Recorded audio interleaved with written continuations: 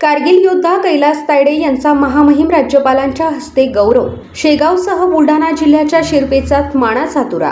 कारगिल युद्धात अदम्य शौर्य गाजवणारे शेगाव शहरातील पटवारी नगर येथील माजी सैनिक कैलास पांडुरंग तायडे यांचा महाराष्ट्राचे महामहिम राज्यपाल जिष्णुदेव वर्मा यांच्या हस्ते गौरव करण्यात आला.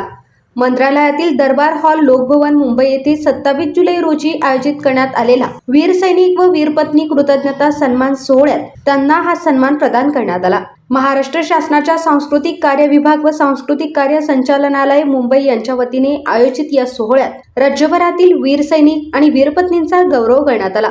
या कार्यक्रमास मुख्यमंत्री देवेंद्र फडणवीस, उपमुख्यमंत्री एकनाथ शिंदे तसेच उपमुख्यमंत्री सुनेत्रा अजित पवार यांची प्रमुख उपस्थिती होती. कैलास तायडे हे भारतीय सैन्यात कार्यरत असताना 1999 मधील भारत-पाकिस्तान कारगिल युद्धात शत्रूशी लढताना गंभीर जखमी झाले होते. शत्रूच्या गोळ्या लागूनही त्यांनी अत्यंत धैर्याने लढत देशसेवेचे सर्वोच्च उदाहरण घालून दिले. विशेष म्हणजे त्या युद्धातील शत्रूची एक गोळी आजही त्यांच्या छातीत कायम असून ती त्यांच्या पराक्रमाची जिवंत साक्ष आहे. 27व्या कारगिल विजय दिनानिमित्त आयोजित या कृतज्ञता सन्मान सोहळ्यात राज्यपाल जिष्णुदेव वर्मा यांच्या हस्ते त्यांचा सन्मान करण्यात आला.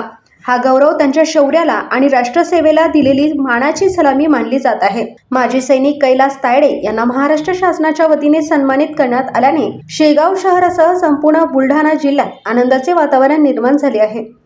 विशेषतः माजी सैनिकांमध्ये अभिमानाची भावना व्यक्त होत असून या सन्मानामुळे शेगाव शहराच्या तसेच बुलढाणा जिल्ह्याच्या शिरपेचात आणखी एक मानाचा तुरा रोवला गेला आहे.